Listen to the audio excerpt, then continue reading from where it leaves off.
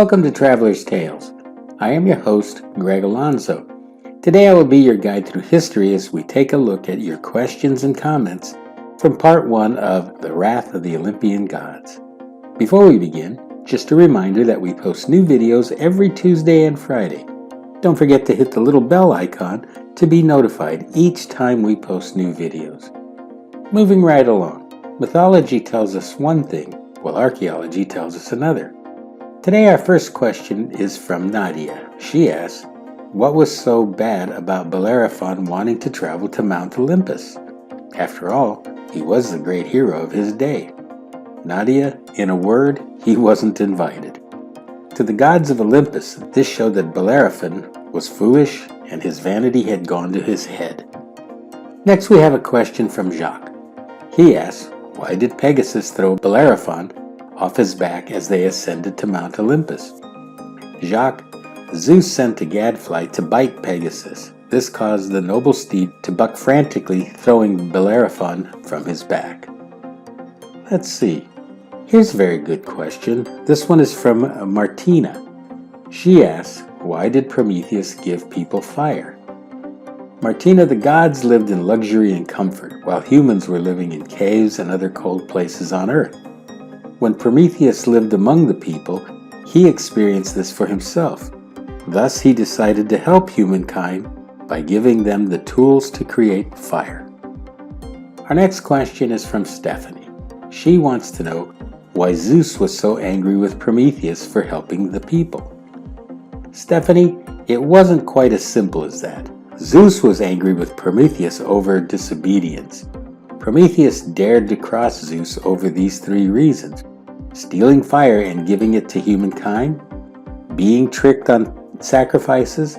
Prometheus tricked Zeus into accepting a sacrifice that was merely bones and fat instead of meat. The 3rd reason was not telling Zeus which of his children would become even greater than he. The latter 2 we will discuss at length in an upcoming video. Let's press on. Eddie has a question. He asks, why was Zeus so opposed to giving people fire? You know, Eddie, Zeus believed that fire and its mystery was one of the elements that allowed humans to stand in reverence of the gods. For this reason, he didn't want to give it to them. It's just as simple as that. Now we have a question from Sybil. She asks, what was the great secret of Prometheus?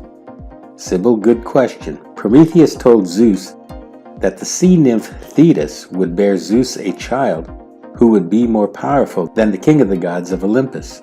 In order to maintain his reign, Zeus killed the nymph before she could bear him another child. Moving right along, our next question is from Bill. He asks, what was Odysseus' great crime? After all, he was the hero of the Trojan War. Bill, put simply, arrogance and hubris.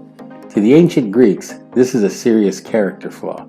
As Odysseus and his crew sailed away from the island of the Cyclops, he mocked Polyphemus after blinding him.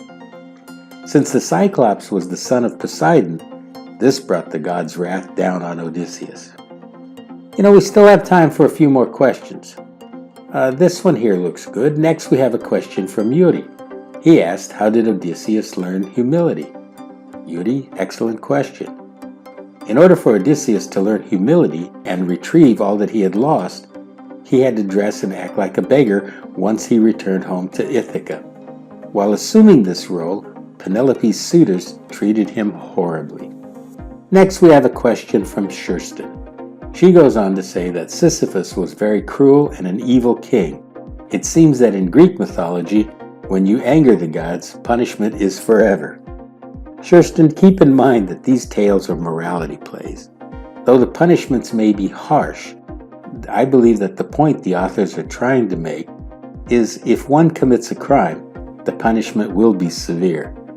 The moral of the tale with Sisyphus is that he is guilty of his shortcomings. He saw no fault in using others to achieve his means. His punishment, though severe, was indicative of the wrath of the gods. Well, our last question for today is from Sly. He wants to know what exactly were the crimes of Sisyphus. Sly, Sisyphus was the king of Ephyra, which later came to be known as Corinth. He was seen as an infamous trickster who had successfully cheated death twice. Since he had betrayed some of Zeus's secrets, he was punished eternally, being forced to roll an immense boulder up a hill, only to have it roll down every time it neared the top. Well, this brings us to the end of part 2 of the Wrath of the Gods. Thank you for once again joining us for another edition of Traveler's Tales. Just remember that we post new videos every Tuesday and Friday.